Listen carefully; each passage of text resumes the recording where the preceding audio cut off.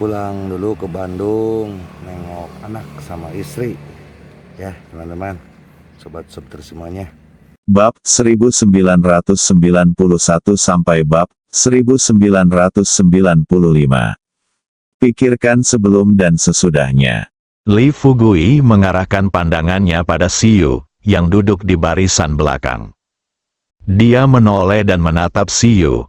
Dia diam-diam berpikir bahwa ketika dia tiba di bandara Tianshan, dia akan menginterogasi Siyu lagi. Dengan pemikiran ini, tunggu sampai helikopter baru saja mendarat. Li Fugui tidak sabar untuk melepas penutup telinganya.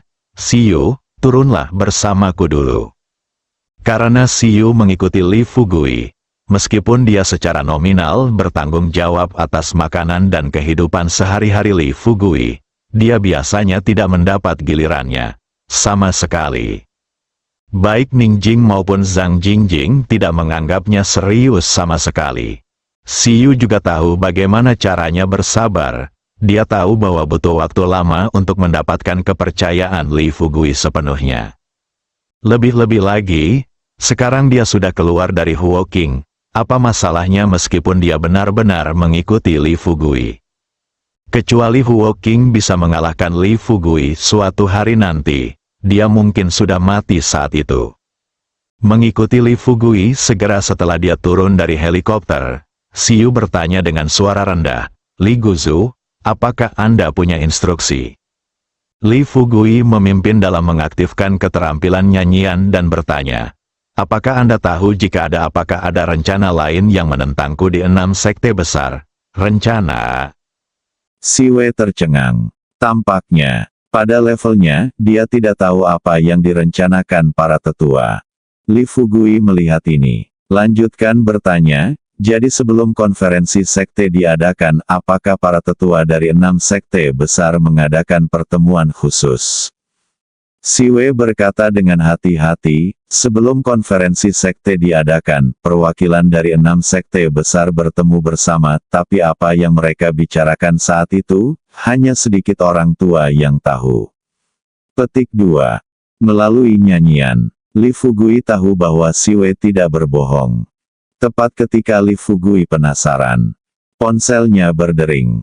Pada saat yang sama, Hua Duoduo dan yang lainnya juga turun dari helikopter, dan Zhang Jingjing berinisiatif menghubungi bandara untuk transfer dan bersiap. Lepas tujuan berikutnya, Li Fugui tidak punya waktu untuk memikirkan hal lain. Dia mengeluarkan ponselnya dan ketika dia melihat ide penelepon, bulu kuduknya berdiri. Dia tidak sabar untuk menjawab telepon. Sebelum Li Fugui dapat berbicara, Saudari Ming bertanya dengan keras di ujung telepon yang lain, "Li Fugui, apakah kamu jadi gila? Menurutmu apakah aku sudah meneleponmu berkali-kali?" Fugui berkata dengan berpura-pura malu, "Saudari Ming, bukankah kamu baru saja berada di helikopter? Apakah kamu tidak mendengarku? Ngomong-ngomong, kamu meneleponku sekarang. Apakah ada yang ingin kamu katakan padaku?" Saudari Ming tahu bahwa ini bukan waktunya untuk melampiaskan amarahnya kepada Li Fugui. Menekan amarah di hatiku, Saudari Ming menanyakan kata demi kata, "Katakan padaku sekarang, mengapa anak-anak dari 6 sekte besar muncul di Kabupaten Qinglong?" Li Fugui langsung marah. Dia bertanya dengan heran, "Saudari Ming, apa yang kamu katakan? Apakah kamu bercanda? Anak-anak dari 6 sekte besar sekarang berada di Kabupaten Qinglong." Saudari Ming berkata, "Apakah saya masih bisa berbohong kepada Anda tentang hal semacam ini? Baru saja Qinglong Hakim daerah Yang Yongxin menelepon saya dan memberitahu saya bahwa anak-anak dari 6 sekte besar muncul di dekat Hotel Qinglong. 10 menit yang lalu, Yang Yongxin menelepon saya lagi dan memberitahu saya bahwa 6 sekte besar sepertinya pergi ke desa Xiaoxi."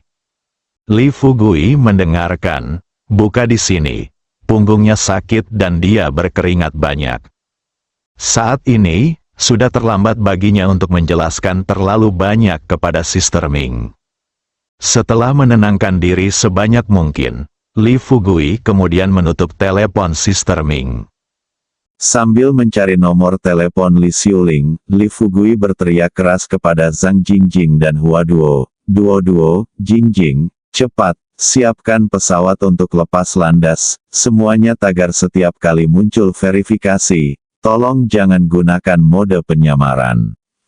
Segera naik ke pesawat, Bai Tailang berkata dengan wajah pahit. Bos, kami tinggi dan tidak bisa masuk dari kabin. Setelah mendengar ini, Li Fugui memutar telepon dan berkata terus terang kepada Bai Tailang dan yang lainnya, lihat saja. Berbaring saja, di ruang kargo pesawat, Duo, kamu dan Suetu akan membuat perjanjian.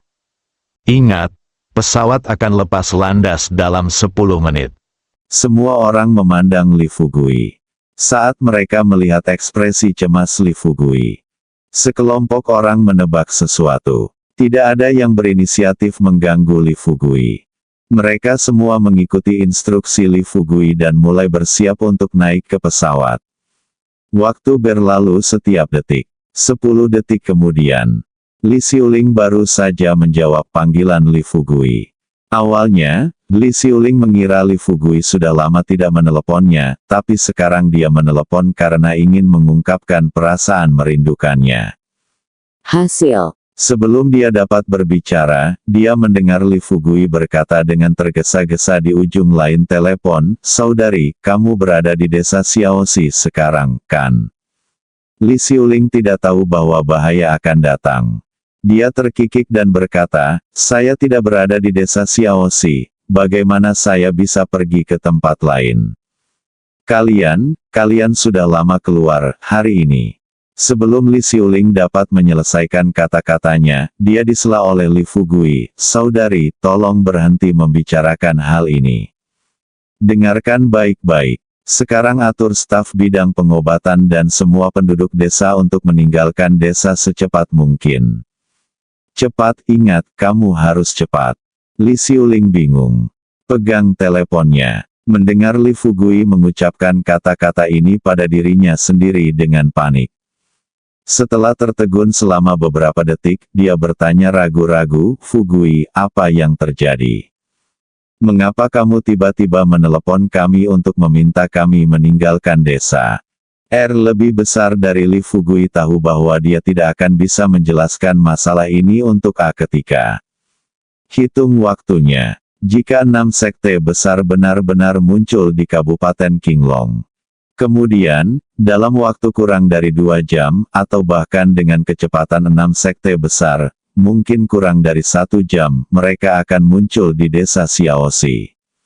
Bagaimana jika sekelompok orang ini membunuh penduduk desa? Maka semuanya berakhir sepenuhnya. Pikirkan ini, Li Fugui berkata dengan lantang. "Saudari, jangan banyak bertanya sekarang. Dengarkan baik-baik. Kamu dapat melakukan apapun yang aku minta. Sekarang, segera atur penduduk desa dan Xiao Wei serta yang lainnya untuk segera mengevakuasi desa." Li Xiuling samar-samar menyadari keseriusan masalah melalui nada kata-kata Li Fugui. Dia berbisik, "Oke, saya akan segera ke sana." Li Fugui ingin aman, dia terus bertanya, "Apa yang kamu lakukan sekarang?" Li Xiuling menjawab, "Atur semua orang di desa untuk segera mengevakuasi desa." Li Fugui menghela nafas lega dan berkata dengan cepat, "Saudari, ingat, masalah ini sangat penting. Kamu tidak boleh gegabah, bukan?" Saya awalnya berencana untuk bertanya tentang situasi spesifiknya. Tanpa diduga, Li Fugui sudah menutup telepon sebelum dia berbicara. Li Xiuling tertegun sambil memegang ponselnya. Di seberang jalan, Xiao Wei melihat ekspresi terkejut di wajah Li Xiuling. Dia tidak bisa menahan diri untuk tidak bertanya dengan suara rendah, "Saudari Xiuling, ada apa? Apakah ini panggilan dari Fugui?" Li Xiuling menjawab, sepertinya berbicara pada dirinya sendiri, "Itu Fugui. Tapi, aku tidak tahu apa yang terjadi pada Fugui. Tapi dia sebenarnya memintaku untuk mengatur semua orang di desa untuk pergi secepat mungkin." Xiao Wei tertegun pada awalnya. Kemudian dia terkikik dan berkata, "Saudari Xiuling, apakah menjadi kaya dan berkuasa adalah sebuah lelucon? Jangan bicara tentang berapa banyak penduduk desa di desa kita. Baru-baru ini, ada lebih dari 30.000 pekerja di desa tersebut. Selain itu, kumpulan bahan obat terbaru di bidang pengobatan kita sedang dipanen hari ini. Meninggalkan desa sekarang akan menghabiskan biaya hampir 10 juta dalam satu hari. Li Xiuling sangat mengenal Li Fugui. Dia tahu, bukan sebagai upaya terakhir, Li Fugui pasti tidak akan melakukan hal seperti itu. Jadi setelah mendengarkan kata-kata Xiaowei, Li Xiuling berkata dengan wajah serius, "Xiaowei, menurutku kita harus lebih memperhatikan masalah ini. Mari kita lanjutkan dan atur penduduk desa untuk bersiap mengevakuasi desa. Tanyakan pada Sister Gao di telepon untuk mengetahui apakah Fugui telah meneleponnya." Xiaowei tersenyum dan berkata, "Oke, tapi Sister Xiuling, Anda harus mengubahnya di masa mendatang." Li Xiuling bertanya dengan sedikit bingung, "Apa yang harus saya ubah, Xiaowei?" Berkata, "Apalagi yang bisa saya ubah? Tentu saja, sikap patuh pada kekayaan." Li Xiuling menatap Xiaowei dengan tajam dan berkata dengan marah, "Berhenti bicara terlalu banyak, cepat lakukan apa yang baru saja saya katakan." Setelah Xiaowei pergi sambil tersenyum, Li Xiuling mulai memanggil Gao Yunru. "Mari kita bicara tentang Li Fugui." Setelah menelepon Li Xiuling, dia masih merasa sedikit tidak nyaman. Meskipun Li Xiuling sangat patuh, dia secara khusus menganggap kata-katanya sendiri sebagai dekrit kekaisaran. Namun satu-satunya masalah Sister Xiuling adalah keraguannya. Saat ini, yang terpenting adalah kecepatan. Demi alasan keamanan, Li Fugui memikirkannya sebentar dan menelepon Ye Rong lagi. Ye Rong sekarang adalah kepala desa di desa Xiaoxi. Meskipun dia bukan pemimpin besar, dia tetap menjadi pemimpin desa Xiaoxi. Selama Ye Rong maju untuk membantu Sister Xiuling, Li Fugui merasa tidak akan menjadi masalah besar untuk mengevakuasi orang-orang di desa sebelum 6 sekte besar tiba di desa Xiaoxi. Saat itulah Li Fugui menelepon Ye Rong. Sister Ming sedikit gila di markas game ke-6.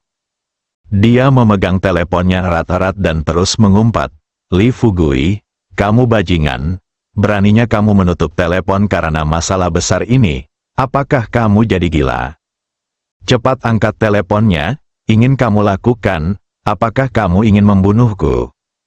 Namun, bagaimana Suster Ming bisa tahu, meskipun dia cemas, Li Fugui bahkan lebih cemas daripada Sister Ming saat ini. Li Fugui naik ke pesawat, sambil memegang telepon di tangannya, dia mendengarkan suara bip di telepon. Saat pesawat hendak lepas landas, pramugari itu melangkah maju dan berkata kepada Li Fugui dengan ekspresi malu di wajahnya, "Tuan Li, pesawatnya akan lepas landas, bisakah Anda dulu?" Li Fugui bukanlah orang yang tidak punya otak, meski sekarang sudah mendesak. Tapi ada Hua Duo, Jing Jing dan orang lain di sekitarnya. Dia tidak bisa menganggap kehidupan orang-orang ini sebagai permainan anak-anak. Teleponnya belum terhubung, jadi Li Fugui hanya bisa mengertakkan gigi dan mematikannya. Baru setelah pesawat terbang dengan normal, Li Fugui berani menyalakan ponselnya. Ketika dia melihat Sister Ming meneleponnya lagi, Li Fugui tidak punya waktu untuk menjawabnya dan tidak punya pilihan selain menutup telepon. Aksi ini, sekali lagi, dia menerima omelan dari Sister Ming. Dan Li Fugui, setelah menutup telepon, dia menelepon Ye Rong lagi. Untungnya, Ye Rong kali ini cukup cepat. Dalam beberapa detik setelah telepon berdering, Ye Rong buru-buru menjawab panggilan tersebut. "Fugui, apa yang terjadi? Baru saja aku mendengar Xiaowei mengatakan bahwa kamu meminta Xiuling untuk membawa semua orang di desa untuk mengungsi." Tagar setiap kali verifikasi muncul, "Tolong jangan gunakan mode penyamaran," Li Fugui berkata. Dengan serius, "Dengar, Sekarang kamu segera bawa beberapa pemimpin desa, temukan Ma Bao Guo dan yang lainnya, dan pimpin penduduk desa dan pekerja luar untuk mengevakuasi desa Xiaoxi secepat mungkin. Bahkan tidak memikirkannya, berapa banyak orang yang ada di desa sekarang. Ada 30 atau 40 ribu orang. Bagaimana kita bisa mengungsi hanya karena kita hanya ingin mengungsi? Lagi pula ada begitu banyak orang di dalam desa, setelah mundur. Ye Rong hendak menjelaskan. Li Fugui sebenarnya mengutuk, sudah kubilang, masalah ini sangat mendesak. Jika kamu tidak bisa mengevakuasi semua orang di desa secepat mungkin semua orang yang tersisa di desa akan mati. Dalam perjalanan pulang sekarang, kamu dan Sister Xiuling akan mengatur evakuasi orang sebanyak mungkin. Ingat, ini harus cepat. Jika kamu berani menunda, tunggu. Saat aku kembali, aku akan mematahkan kakimu. Ye Rong tercengang. Meskipun dia dan Li Fugui tidak menghabiskan waktu lama bersama, tapi dia masih cukup mengenal Li Fugui. Melalui kata-kata Li Fugui, Ye Rong tahu bahwa mungkin ada masalah di desa Xiaoxi, dan itu adalah masalah besar. Kalau tidak, Li Fugui tidak akan terlalu gugup. Memikirkan hal ini, Ye Rong menarik kembali pikirannya dan berkata dengan cepat, "Oke, saya akan bersiap-siap sekarang." Li Fugui tidak ingin berbicara omong kosong. Sekarang untuk dia, waktu adalah hidup. Tepat ketika dia menutup telepon, Sister Ming tidak dapat menghubungi Li Fugui, jadi dia hanya menelepon Hua Duo. Hua Duo melihat nomor telepon Sister Ming, terhubung tanpa berpikir. Saat dia menjawab panggilan telepon Sister Ming, Li Fugui telah menghubungi Wang Hao di tambang. Sebagai penjaga tambang saat ini, Wang Hao, Wang Langzong, Tuan Xie dan lainnya pasti bertanggung jawab atas kekuatan tambang. Hanya, berbeda dengan perintah yang diberikan kepada Li Xiuling dan Ye Rong, Li Fugui tidak terburu-buru meminta seluruh pekerja tambang segera mengungsi setelah Wang Hao menjawab telepon. Sebaliknya, dia berkata kepada Wang Hao kata demi kata, "Wang Hao, kamu harus segera menemukan Shao Gong, Wang Langzong dan Lao Xie dan memberitahu mereka bahwa tambang itu kemungkinan besar akan menghadapi pertempuran sengit. Untuk ranjau, apakah ada sejumlah senjata api? Saya pikir Anda pasti sudah mempelajari metode operasinya. Segera atur para penembak dan awak tank untuk bersiap menghadapi musuh asing. Ingat, tidak peduli apa yang menerobos masuk, milikku, bunuh mereka semua." Wang Hao tercengang. Meskipun dia sudah mengira bahwa tambang itu pasti akan menghadapi pertempuran sengit suatu hari nanti. Namun ia tidak menyangka jika hari ini tiba, ia masih akan terkejut. "Apa katamu? Siapa yang datang?" Li Fugui berkata dengan lantang, "Jangan khawatir tentang siapa orang-orangnya. Ingatlah bahwa setiap orang yang muncul di tambang akan dibunuh olehku. Juga, bukankah kita membawa helikopter bersenjata terakhir kali? Personel bawa helikopter siap lepas landas kapan saja. Segera setelah Anda tidak dapat mengalahkan lawan, ambil helikopter dan segera pergi." Pada titik ini, Li Fugui berhenti. Dia mengerutkan kening dan menatap lautan awan di luar jendela pesawat. Setelah berpikir sejenak, Li Fugui melanjutkan, "Ketika Anda pergi, gunakan amunisi dari helikopter untuk meratakan ranjau hingga rata dengan tanah." Wang Hao dikejutkan oleh kata-kata Li Fugui dan berkeringat dingin. Sambil memegang telepon, "Saya tidak mengucapkan sepatah kata pun untuk waktu yang lama." Li Fugui tidak melihat tanggapan Wang Hao dan berteriak dengan keras, "Apakah Anda mendengar apa yang baru saja saya katakan?" Wang Hao kemudian buru-buru menjawab, "Dengar, aku mendengarnya. Tapi bos, sekarang kecuali milikku." Li Fugui mengepalkan tinjunya dan menyela Wang Hao lagi. "Aku tahu apa yang kamu pikirkan. Ini semua Don, jangan khawatir. Pertahankan perbukitan hijau. Jangan khawatir kehabisan kayu bakar." Selama kalian semua selamat, tambang itu akan hilang, emas dan benda-benda lainnya akan terkubur di dalam tambang. Kita akan menggalinya lagi nanti, tidak apa-apa. Saudari Ming mendengar dengan jelas apa yang dikatakan Li Fugui kepada Wang Hao. Saat ini, dia berdiri dalam sudut pandang Li Fugui dan memahami kesulitan Li Fugui. Pada saat yang sama, dia juga merasakan pentingnya masalah ini melalui nada bicara Li Fugui. Saya dapat memberitahu, orang ini sudah berencana bertarung sampai mati. Saudari Ming, yang awalnya marah, perlahan-lahan menjadi tenang.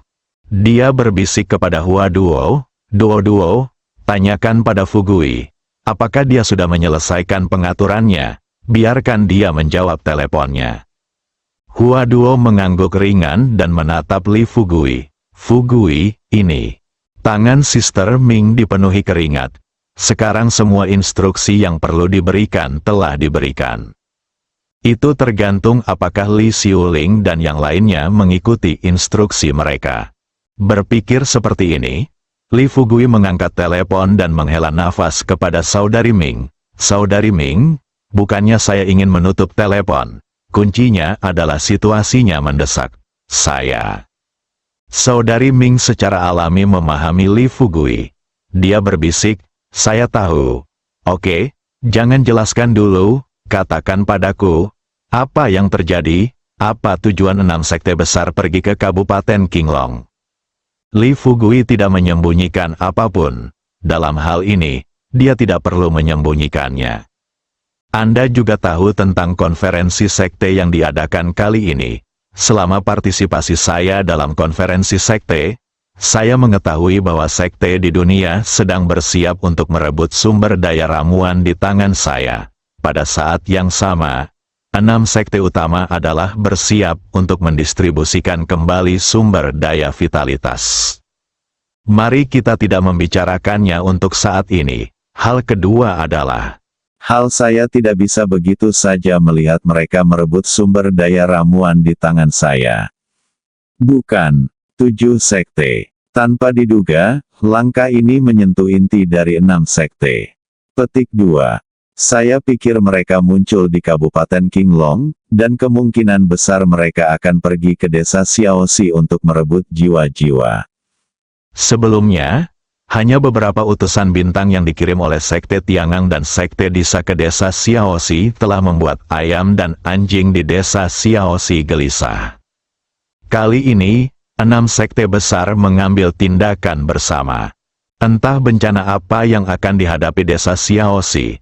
Li Fugui berhenti sejenak dan kemudian melanjutkan, saya baru saja menelepon desa dan meminta mereka untuk mengevakuasi desa secepat mungkin. Selain itu, saya juga naik pesawat ke kota Jiangnan saat ini. Diperkirakan saya akan melakukannya kembali ke kota Jiangnan dalam 1 jam. Sister Ming menjawab, setelah mempelajari seluk-beluk semuanya. Dia merenung sejenak, dan kemudian berkata dengan serius kepada Li Fugui, Fugui, jangan terlalu cemas tentang hal semacam ini. Menurutku 6 sekte besar tidak akan melakukan pembunuhan besar-besaran ketika mereka pergi ke desa Xiaoxi. Anda kembali dulu. Saya akan berkomunikasi dengan atasan di sini, dan jika perlu, saya akan membawa ahli dari game ke-6 untuk membantu Anda sesegera mungkin. Li Fugui mengucapkan terima kasih. Setelah Sister Ming menutup telepon, dia mulai berdoa, berharap Li Xiuling dan yang lainnya dapat mengungsi terlebih dahulu sebelum 6 sekte besar tiba di desa Xiaoxi.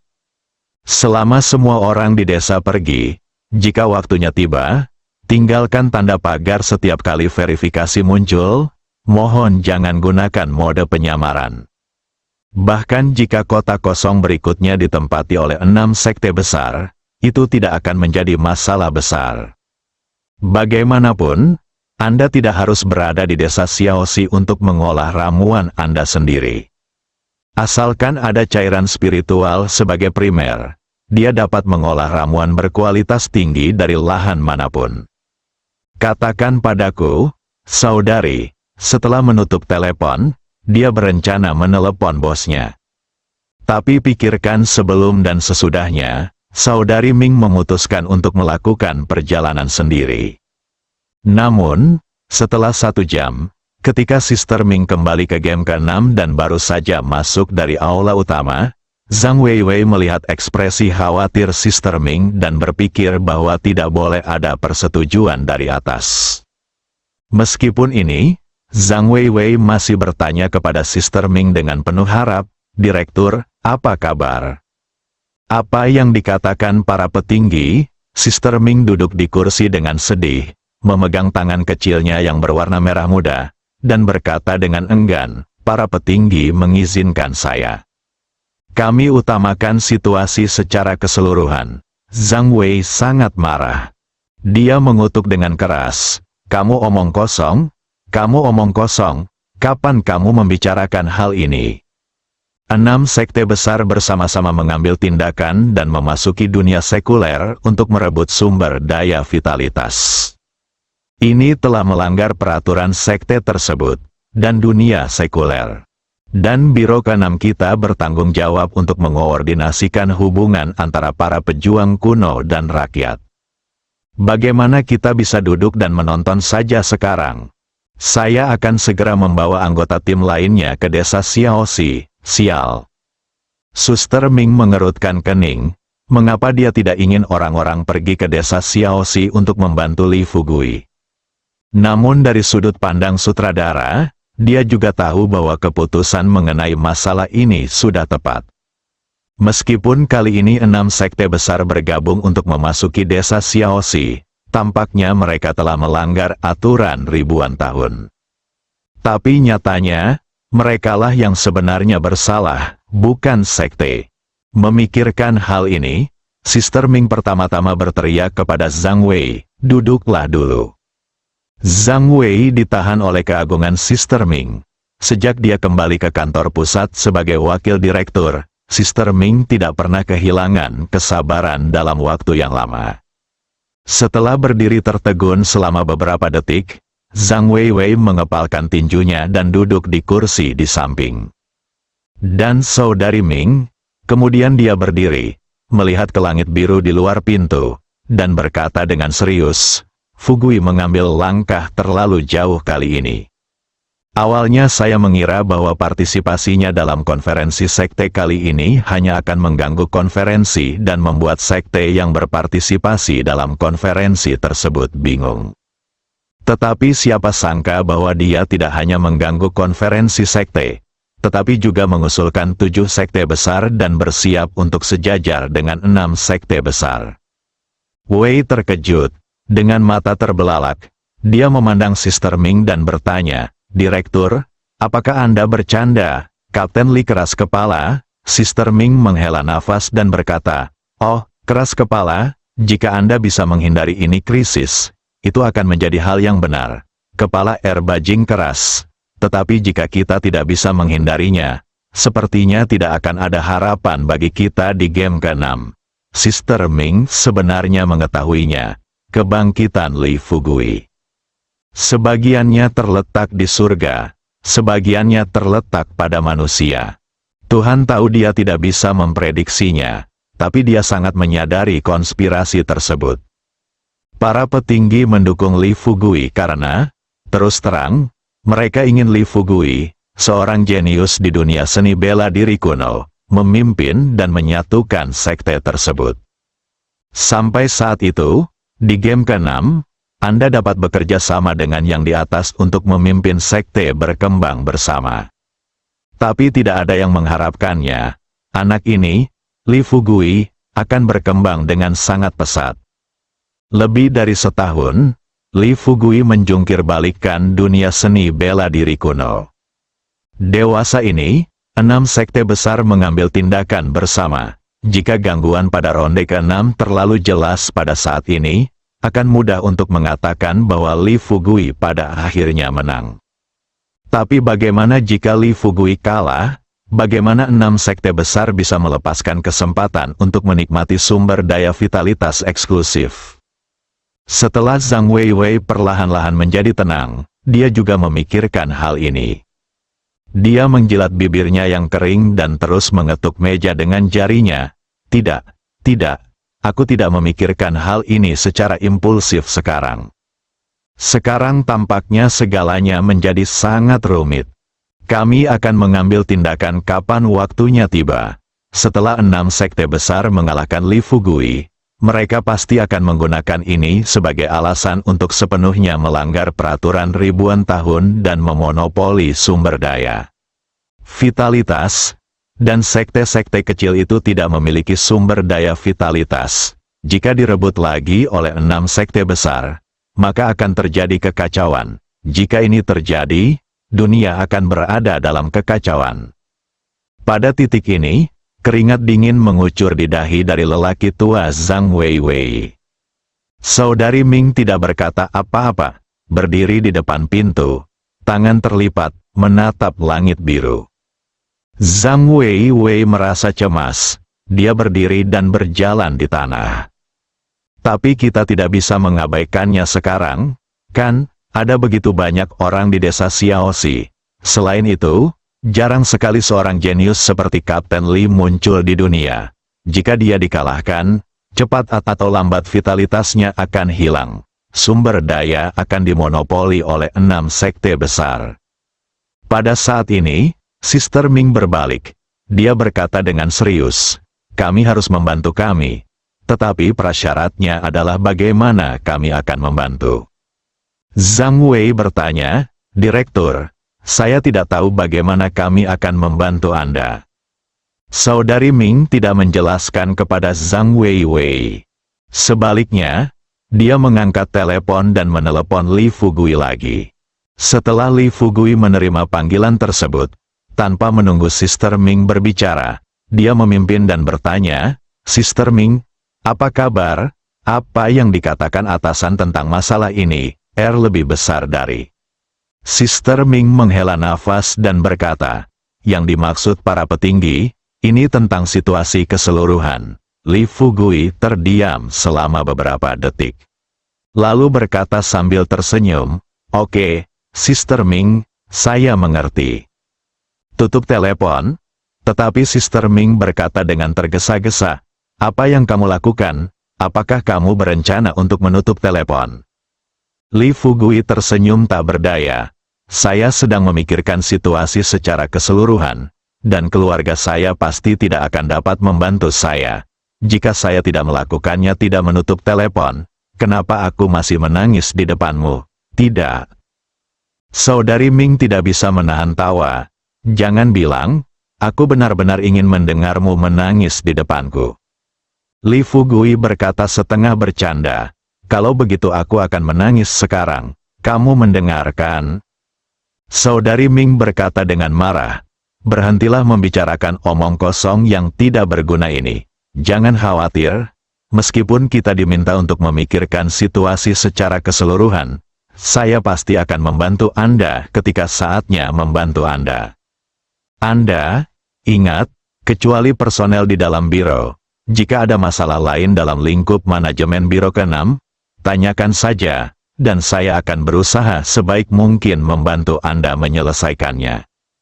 Li Fugui berkata dengan ragu-ragu, "Masalah apa lagi yang mungkin terjadi?" "Saya pikir satu-satunya masalah adalah bahwa dalam konflik dengan sekte ini, beberapa orang mungkin mati." Saudari Ming berkata dengan lantang, "Bagaimana mungkin untuk tidak mati pertempuran dengan sekte itu? Tapi ingat, selama kamu tidak membunuh orang yang tidak bersalah tanpa pandang bulu dan merugikan orang lain, kamu tidak akan punya waktu untuk melapor kepadaku setelah kamu membunuh mereka.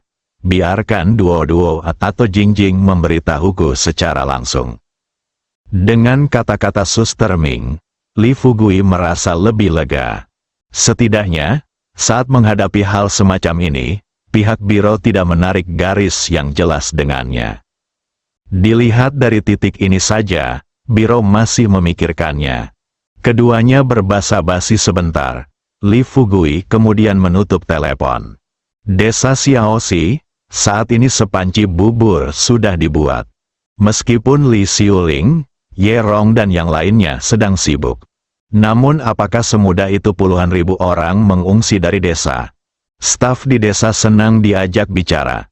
Setelah memberitahu staf tentang evakuasi desa, orang-orang ini tidak mengajukan keberatan apapun. Namun siapa sangka, saat rombongan ini bersama-sama meninggalkan posnya masing-masing, pergi dan mengungsi ke desa. Dalam waktu kurang dari 20 menit, satu-satunya jalan aspal menuju desa Xiaoxi terhalang air. Tidak ada pilihan. Ye Rong hanya bisa menelepon kota Panlong untuk meminta bantuan. Kota mengirim orang untuk mengevakuasi lalu lintas pada saat yang bersamaan. Li Xiuling, Ye Rong dan lainnya mulai memobilisasi ideologis penduduk desa yang tidak mau meninggalkan desa. Nenek Wang, tolong cepat pergi. Jangan khawatir, kamu akan kembali dalam beberapa hari. Ketika Ye Rong mengatakan ini, dia hampir menangis. Nenek Wang, yang sedang duduk di tangga di depan pintu, bersandar pada tongkat dan berkata sambil tersenyum, "Anakku, kamu bilang aku sudah tua, apa yang harus aku lakukan sekarang? Lihat, sudah berapa lama sejak kita rumah sudah diperbaiki, saya belum mengalami hari-hari yang cukup baik, mengapa saya harus pergi?" Beberapa penduduk desa juga dengan bercanda berkata, "Kepala desa, apa yang terjadi? Anda sangat ingin membiarkan kami pergi. Mungkinkah sebuah komet akan jatuh di desa Xiaoxi kami?" Hahaha, bagaimana mungkin? Bagaimana jika ada sebuah komet? Para atasan sudah memberitahu kami sejak lama. Apakah kamu tidak tahu betapa canggihnya teknologi sekarang? Jangan katakan apa-apa sekarang, biarkan kami pergi. Oke, ayo pergi. Li Xiuling menangis dengan cemas. Kali ini Fugui memberinya dan Ye Rong perintah kematian. Seluruh warga desa dan aparat desa harus dievakuasi secepatnya. Tapi sekarang, 1 jam telah berlalu sejak Li Fugui menelepon mereka. Jumlah total orang yang benar-benar mengungsi dari desa tersebut mungkin tidak lebih dari 3.000 orang. Sekarang saya melihat tidak ada satupun penduduk desa yang mau pergi. Li Xiuling mempunyai ide untuk berlutut. Saudara laki-laki, ipar perempuan, paman dan bibi, bukan saya dan kepala desa Ye yang meminta semua orang untuk mengungsi, melainkan Fugui yang meminta semua orang untuk segera mengungsi. Adapun alasannya, kami juga tidak tahu. Ya, sekarang saya mohon semuanya, bisakah kalian segera pergi? Ye Rong juga buru-buru berteriak, "Teman-teman, biarkan semuanya pergi sekarang. Maksudku bukan bahwa aku tidak akan pernah kembali lagi. Aku hanya ingin menjauhkan semua orang dari bahaya." Sayangnya, kata-kata Ye Rong sama sekali tidak menarik perhatian penduduk desa yang hadir. Seseorang tertawa dan berkata, "Kepala desa, leluconmu terlalu berlebihan. Siapa di seluruh Kabupaten Qinglong yang tidak tahu bahwa desa Xiaoxi kita adalah yang paling aman, bahkan tidak pernah ada pencurian kecil-kecilan. Jadi di manakah bahayanya sekarang?" Ye Rong sangat cemas hingga dia menghentakkan kakinya. Tepat pada saat ini, Li Fugui menelepon lagi. Ye Rong melihat ide penelepon dan dengan cepat menjawab panggilan tersebut. Sebelum dia dapat berbicara, Li Fugui buru-buru bertanya, "Bagaimana? Berapa banyak penduduk desa yang bisa dievakuasi?" Ye Rong berkata tanpa daya, "Fugui, situasinya tidak optimis. Saya He Xiuling telah sibuk begitu lama, dan sekarang kurang dari 4.000 orang telah dievakuasi. Juga, penduduk desa tidak percaya ada bahaya sama sekali, dan tidak ada yang mau pergi." Li Fugui masih sangat marah. Tapi aku mendengar Ye Rong menangis dalam suaranya. Dia tidak tahu harus berkata apa untuk sesaat. Setelah hening sejenak, Li Fugui hanya bisa menghibur Ye Rong dan berkata, "Jangan cemas atau menangis.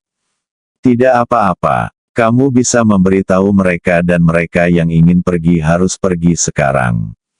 Jika ada yang tidak mau untuk pergi, katakan saja mereka ditakdirkan untuk hidup atau mati." Petik 2. Selain itu, kamu, Xiuling, Xiaowei dan yang lainnya harus segera pergi. Penduduk desa tidak mau pergi, jadi apa yang bisa dilakukan Li Fugui? Meskipun dia sangat cemas sekarang, tapi dalam jarak yang begitu jauh, dia tidak bisa begitu saja melompat keluar dari pesawat dan terbang kembali, bukan? Mari kita mundur selangkah. Bahkan jika dia benar-benar terbang kembali, dapatkah dia menjemput begitu banyak orang satu persatu dan menerbangkan mereka keluar desa? Saat ini, dia hanya bisa membiarkan mereka yang ingin pergi segera mengungsi terlebih dahulu. Dan mereka yang tidak ingin pergi, tunggu sampai dia kembali untuk menghadapinya. Tapi setelah Ye Rong mendengar instruksi Li Fugui, dia tersedak dan berkata, "Fugui, apa yang terjadi? Mengapa kamu ingin semua orang di desa segera pergi?" Li Fugui menghela nafas dan berkata, "Saya tidak sabar menunggu sebentar. Jika kamu tidak bisa menjelaskan dengan jelas, kamu harus pergi bersama Xiu Ling dan yang lainnya." Melihat ini, Ye Rong menggigit bibir merahnya erat-erat. Agar Li Fugui tidak khawatir, dia setuju terlebih dahulu. Namun ketika dia menutup telepon, dia melihat ke arah penduduk desa di depannya dan mendengarkan suara bising di kejauhan. Ye Rong tahu, aku tidak bisa pergi begitu saja seperti ini. Meskipun dia bukan dari desa Xiaoxi, tapi sekarang, dia adalah kepala desa Xiaoxi. Dia memiliki tanggung jawab dan kewajiban untuk melindungi semua orang di desa Xiaoxi. Memikirkan hal ini, Ye Rong berkata terus terang kepada Li Xiuling, "Dalam hal ini, bawalah Xiaowei dan yang lainnya dan segera pergi. Saya akan terus membujuk Anda di sini. Jika penduduk desa benar-benar tidak mau pergi, saya akan keluar untuk mengejarmu." Setelah periode akur ini, Li Xiuling sudah cukup tahu tentang Ye Rong. Melihat sorot mata Ye Rong ketika dia mengucapkan kata-kata ini, Li Xiuling dapat memahami pikiran Ye Rong meskipun dia tidak tahu cara melafalkan kungfu. "Adik yang baik, situasinya mendesak sekarang, bagaimana aku bisa meninggalkanmu sendirian? Apakah kamu akan pergi? Dalam hal ini, kamu terus membujukku di sini, dan aku akan pergi mencari Xiaowei. Biarkan Xiaowei pergi dulu." Ye Rong menangis dan berkata, "Sister Xiuling, tolong cepat pergi. Jangan keras kepala denganku di sini." Li Xiuling tidak mengungkapkan sikapnya, tetapi hanya berkata, "Jangan khawatir, aku akan mencari Xiaowei sekarang." Bandara kota Jiangnan, Li Fugui baru saja turun dari pesawat. Dia buru berkata kepada Zhang Jingjing, "Jingjing, bawa orang-orang yang tersisa dengan helikopter dan langsung pergi ke Kabupaten Qinglong. Ketika Anda sampai di Hotel Qinglong, beritahu Wang Xiaoli bahwa hotel tersebut telah ditutup sementara baru-baru ini." Dan bertanya, "Lalu kemana kamu pergi?" Li Fugui melirik ke arah Hua Duo, Chang Qiong dan Dimu. "Saya, Chang Qiong, Dimu dan Duo akan pergi ke desa terlebih dahulu untuk memeriksa." Jarak dari kota Jiangnan ke desa Xiaoxi, dengan kekuatan Li Fugui saat ini, dia dapat sepenuhnya mengedarkan vitalitasnya dan kembali ke desa Xiaoxi dalam waktu 10 menit. Lebih-lebih lagi, saat mereka kembali kali ini, mereka membawa Zhen Tianhou dan Unicorn bersama mereka. Bila perlu, dia bisa membiarkan kedua anak kecil ini bertindak sebagai tunggangan mereka.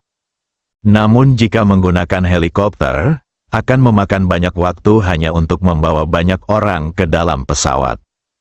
Lebih-lebih lagi, hitung menurut waktu, sekarang 9 dari 10 dari 6 sekte besar telah tiba di desa Xiaoxi.